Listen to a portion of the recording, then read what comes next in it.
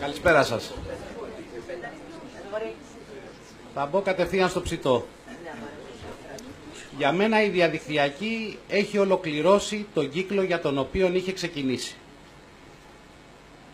Ευχαριστούμε πάρα πολύ γιατί μας ένωσε, τουλάχιστον όσους είμαστε εδώ, και ακόμα κάποιους άλλους οι οποίοι θέλαν να έρθουν αλλά δεν μπορούσαν να έρθουν, αλλά τώρα πλέον η κατάσταση έχει γίνει ανεξέλεγκτη. Υπάρχουν αυτοί οι 12.500 εγγεγραμμένοι, οι οποίοι υπάρχουν, δεν υπάρχουν, είναι διάφορα επαγγέλματα, μπαίνουν, βγαίνουν, δεν μπαίνουν, δεν βγαίνουν, δημιουργούν προβλήματα.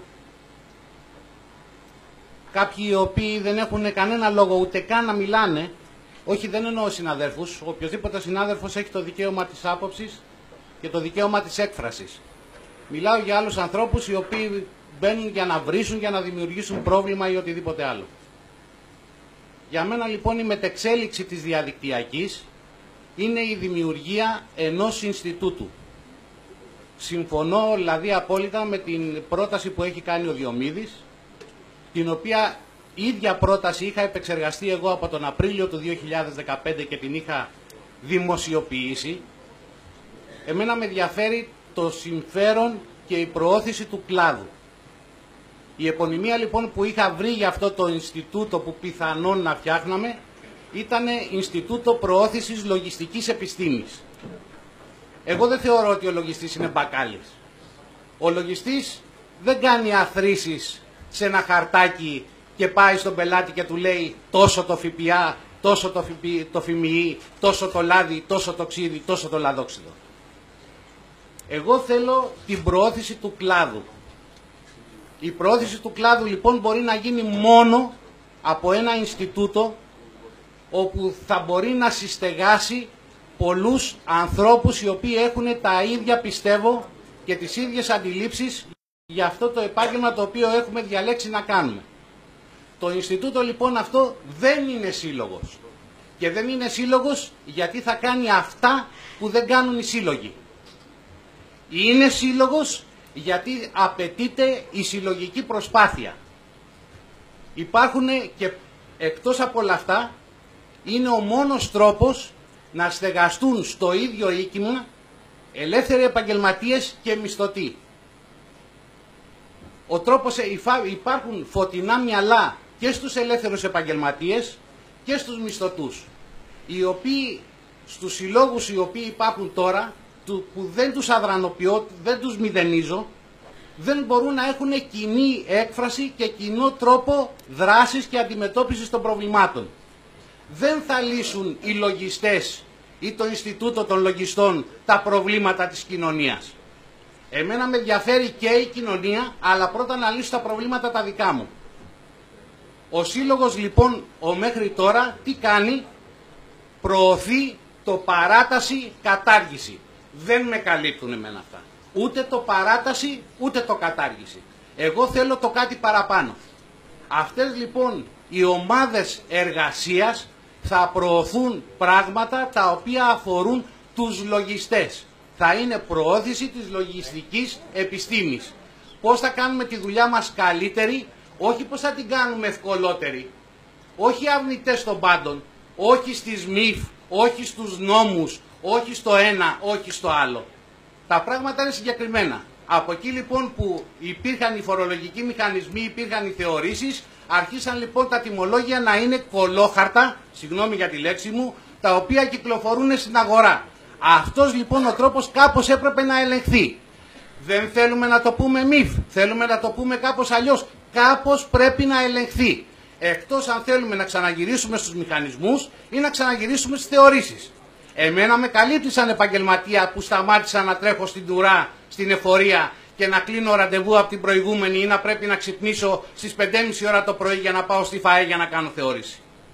Αυτά λοιπόν τα πράγματα κάπως πρέπει να τα εξοραίσουμε. Θέλουμε λοιπόν κάτι παραπάνω, θέλουμε να κάνουμε τη δουλειά μας καλύτερη. Δεν μπορεί να υπάρχει 10-500 πρόστιμο για την μη πρόσληψη ή την αλλαγή του ωραρίου που το βρήκε τον υπάλληλο μέσα. Αυτά λοιπόν τα πράγματα ποιος θα τα κάνει? Η ΠΟΦΕ, δεν μπορεί να τα κάνει. Ή και να θέλει να τα κάνει δεν θα τα κάνει. Και η αλλαγή λοιπόν αυτή που έγινε των συνδικαλιστικών φορέων το τελευταίο χρονικό διάστημα, είδαν ότι ο κόσμος, οι λογιστές, οι ενεργοί δεν συμμετέχουν στους συλλόγους. Τι να πας να κάνεις στο σύλλογο που είναι ο Μουζάκης, τι να πας να κάνεις στο σύλλογο που είναι ο Χ εκπρόσωπος λογιστής, ο οποίος τον εξυπηρετεί να κάνει σεμινάρια. Γιατί να αλλάξει ο νόμος ο 4172 ή ο 4174 όταν εγώ που είμαι μέλος του ΔΣ της ΠΟΦΕ κάνω σεμινάρια και εισπράττω από τους λογιστές οι οποίοι έρχονται και τα κουμπάνε χοντρά κάθε χρόνο. Αυτά λοιπόν ποιος θα τα κάνει? Ένα λογιστικό επιμελητήριο, όχι το οικονομικό επιμελητήριο Ελλάδος. Αυτό λοιπόν το Ινστιτούτο θα προωθεί τέτοιου είδους θέματα. Πρέπει οι λογιστές, πώς θα είναι ενωμένοι οι λογιστές? Έχουμε τους πρακτικούς, έχουμε τους ΤΕΗ, έχουμε των ελευθέρων πανεπιστημίων, έχουμε τους ΑΕΗ. Πόσοι είναι οι λογιστές? Πόσες είναι οι κατηγορίες των λογιστών? Όπου μας βολεύει οι λογιστές είναι ένα πράγμα, όπου δεν μας βολεύει έχουμε την Ένωση των Οικονομολόγων και από την άλλη τους πρακτικούς, οι οποίοι εντάξει μόνο τώρα δεν χάλασε ο κόσμος, δεν είναι για τίποτα το ιδιαίτερο. Πώς θα γίνει? Ή είμαστε όλοι ένα και είμαστε όλοι μαζί, ή είμαστε χώρια και ο καθένας κοιτάει την πάρτη του. Πώς ξαφνικά οι μισθωτοί με τους ελεύθερους επαγγελματίες είναι το ίδιο πράγμα? Υπήρξαν συνάδελφοι στο παρελθόν, συγγνώμη να πιω λίγο νερό,